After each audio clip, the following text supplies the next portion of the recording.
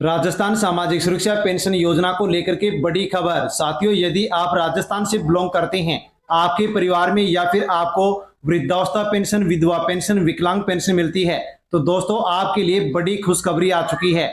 हाँ साथियों, पेंशन बढ़ोतरी, बंद पेंशन भी साथियों यहाँ पर शुरू कर दी गई है।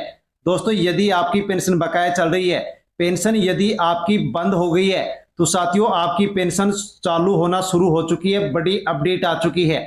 राजस्थान सामाजिक सुरक्षा पेंशन योजना के माध्यम से वृद्धा, विधवा और दिव्यांग पेंशनधारी है, उनके लिए बड़ी खबर निकल करके आ चुकी है। दोस्तों, 91 लाख राजस्थान में पेंशनधारी हैं, जिनको साथियों यहाँ पर पेंशन जारी की जा रही है। हाँ साथियों, जान लीजिए कि आज से ही 2600 रुपए तक पेंशन जो कि जारी होने जा रही है। बड़ी अपडेट आपके लिए निकल करके आ चुकी है। आपकी भी पेंशन यदि बकाया चल रही है, पेंशन आपको अभी नहीं मिली है, तो साथियों 2600 रुपए तक एक साथ बैंक खाते में ट्रांसफर। दोस्तों, यानी कि 2 महीने की पेंशन एक साथ भी आपको यहाँ पर मिल सकती है। लेकिन उसके लिए आपको साथियों जरूरी अपडेट समझनी होंगी, क्योंकि 7 नए नियम लागू कर दिए गए हैं। इन नियमों का यदि आप पालन करते हैं, तो दोस्तों आपकी बकाया पेंशन आपको मिलेगी। यदि आप पात्र हैं और अस्थायी रूप से आपकी पेंशन बंद हो गई है, तो साथियों आपको भी 7 नए नियम पालन करना होगा, और इनका पालन यदि आप करते हैं तो पेंशन आपको भी मिलेगी, पेंशन मिलना शुरू हो जाएगी। हाँ साथियों, बंद पेंशन भी शुरू हो रही है। यदि पेंशन आपकी रुकी हुई है, बंद हो गई है, आप पात्र हैं और जरूरी अपडेट पूरी कर लेते हैं, तो आपकी पेंशन फिर से शुरू हो जाएगी। साथियों, कौन कौन से नए नियम लागू किए गए हैं और किस प्रकार से बंद पेंशन आप चालू करवा सकते हैं, बकाया पेंशन कैसे ले सकते हैं, पूरी अपडेट, पूरी जानकारी आपको वीडियो में मिलने वाली है। इसलिए अवश्य पूरी जानकारी लें, और चैनल पर पहली बार हैं तो साथियों स्टडी संगम यूट्यूब चैनल से जुड़ जाए, सब्सक्राइब कर लें, बेल आइकन प्रेस कर ऑल पर क्लिक अवश्य कर ले। दोस्तों, बड़ी अपडेट पेंशन धारकों के लिए आ चुकी है। 70 साल के बुजुर्ग की 2 साल से पेंशन बंद, ग्रामीण सेवा शिविर में सत्यापन के बाद मिली राहत, परिवार ने जताई खुशी। हाँ साथियों, जो कि राजस्थान में ग्रामीण सेवा शिविरों का आयोजन किया जा रहा है। साथियों, वहां पर पेंशन धारकों की जो कि पात्र हैं और पेंशन अस्थायी रूप से बंद हो गई थी, अब उनकी पेंशन फिर से शुरू हो गई है। दोस्तों, पेंशन धारकों के लिए बड़ी खुशी की लहर है। दोस्तों, जान लीजिए कि वल्लभ नगर के कीकावास ग्राम पंचायत में ग्रामीण सेवा शिविर में 70 साल के बुजुर्ग को बड़ी राहत मिली है। गांव के मांगीलाल की पेंशन पिछले 2 सालों से सत्यापन के अभाव में अस्थायी रूप से बंद थी। पेंशन बंद होने के कारण मांगीलाल को आर्थिक परेशानियों का सामना करना पड़ रहा था, लेकिन शिविर के दौरान अधिकारियों ने उनके मामले की जांच की और आवश्यक जो सत्यापन की प्रक्रिया है उसको उन्होंने वहां पर पूरी करवाई, और जैसे ही सत्यापन प्रक्रिया पूरी हुई वैसे ही पेंशन उनकी शुरू हो गई है। हाँ साथियों, यदि पेंशन आपकी भी रुकी हुई है, बकाया चल रही है, पेंशन नहीं मिल रही है, तो आप भी शिविर में पहुंच करके सत्यापन की प्रक्रिया को पूरी करें, ताकि आपको भी आसानी से पेंशन मिल सके। सत्यापन के बाद मांगीलाल की पेंशन को पुनः प्रारंभ कर दिया गया है। पेंशन बहाल होने की सूचना मिलने पर मांगीलाल और उनके परिवार में खुशी का माहौल देखा गया। ग्रामीणों ने राज्य सरकार की ग्रामीण सेवा शिविर पहल की सराहना की है, प्रशंसा की है। उनका कहना था कि ऐसे शिविरों के माध्यम से आमजन की समस्याओं का तुरंत समाधान यहां पर किया जा रहा है। यानी कि दोस्तों, पेंशन आपकी रुक गई है तो आप भी शिविर में पहुंचे और वहां पर जो जरूरी अपडेट है उसको पूरी करें। जैसे कि सत्यापन अधूरा है तो उसको पूरा करें, ताकि आसानी से आपकी भी पेंशन शुरू हो सके। अब दोस्तों, जान लीजिए कि राजस्थान सामाजिक सुरक्षा पेंशन योजना के माध्यम से वृद्धावस्था पेंशन, विधवा पेंशन और जो दिव्यांग पेंशन योजनाएं हैं उनके नियमों और पेंशन वितरण में साथियों जो प्रक्रियात्मक बदलाव हैं उनको लागू कर दिया गया है। मुख्य बदलाव में बढ़ी हुई पेंशन राशि और वार्षिक सत्यापन प्रक्रिया, पात्रता से जुड़े नियम इसमें शामिल किए गए हैं। जानते हैं कि नई अपडेट क्या है और कौन कौन से नए नियम लागू किए गए हैं। तो दोस्तों, पहला नियम है वित्तीय बदलाव, बढ़ी हुई पेंशन राशि। साथियों, राजस्थान सरकार लाभार्थियों को मासिक पेंशन बढ़ाकर 1450 रुपए प्रति माह कर दी है। ये राशि डायरेक्ट बेनिफिट ट्रांसफर डीबीडी के माध्यम से लाभार्थियों के बैंक खाते में जमा की जा रही है।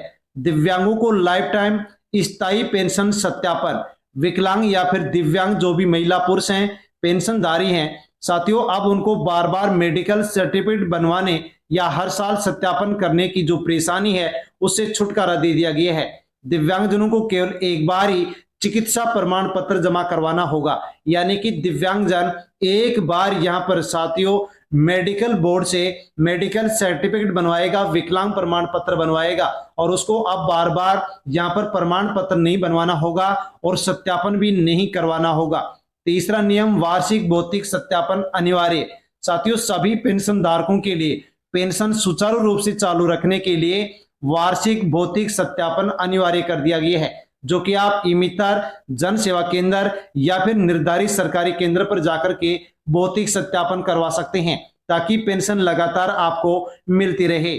वार्षिक आय सीमा का नया नियम, पेंशन प्राप्त करने के लिए आवेदक के परिवार की जो कुल वार्षिक आय है वो साथियों विधवा और वृद्धा पेंशन के लिए कम से कम 48,000 रुपए होनी चाहिए, यानी कि 48,000 से अधिक वार्षिक आय नहीं होनी चाहिए। दिव्यांग पेंशन धारकों के लिए 60,000 से अधिक साथियों परिवार की वार्षिक आय नहीं होनी चाहिए। यदि 48,000 और 60,000 से अधिक है तो पेंशन बंद की जाएगी, अपात्र मान करके पेंशन को रोक दिया जाएगा। बैंक खाता और जन आधार लिंकिंग, पेंशन पाने के लिए जन आधार कार्ड बैंक खाते से साथियों लिंक होना चाहिए। हाँ साथियों, यदि लिंक नहीं है तो आपकी पेंशन का भुगतान रोक दिया जाएगा और आपको पेंशन नहीं मिलेगी, इसलिए बैंक खाते से आधार कार्ड को लिंक अवश्य करवाएं। छठा नियम है अन्य सरकारी पेंशन का लाभ न लेना, यानी कि बहुत से लाभार्थी हैं जो कि साथियों केंद्र सरकार से पेंशन ले रहे हैं फिर वो राज्य सरकार में भी अप्लाई कर देते हैं, तो ऐसे लाभार्थियों को पात्र होते हुए भी साथियों 2 पेंशन योजनाओं का लाभ नहीं दिया जाएगा। एक पात्र लाभार्थी को केवल एक पेंशन योजना का लाभ दिया जाएगा, चाहे केंद्र सरकार का ले या फिर राज्य सरकार का किसी भी योजना का लाभ ले, लेकिन एक ही पेंशन योजना का लाभ एक लाभार्थी लेगा। 7वां नियम है आय सीमा के नए मानदंड तय कर दिए गए हैं। साथियों वृद्धावस्था पेंशन धारकों के लिए यदि महिला है तो न्यूनतम वर्ष 55 वर्ष होनी चाहिए और पुरुष है तो न्यूनतम वर्ष 58 वर्ष निर्धारित की गई है, इससे कम है तो पेंशन नहीं मिलेगी। एकल नारी और विधवा पेंशन धारकों की उम्र है जो कि 18 वर्ष निर्धारित की गई है, 18 वर्ष या इससे अधिक होनी चाहिए। दिव्यांग जनों के लिए साथियों बताया गया कि किसी भी उम्र का महिला, पुरुष, लड़का, लड़की जो कि उनके पास 40% या इससे अधिक का दिव्यांग प्रमाण पत्र है तो पात्र हैं और उनको दिव्यांग पेंशन दी जाएगी।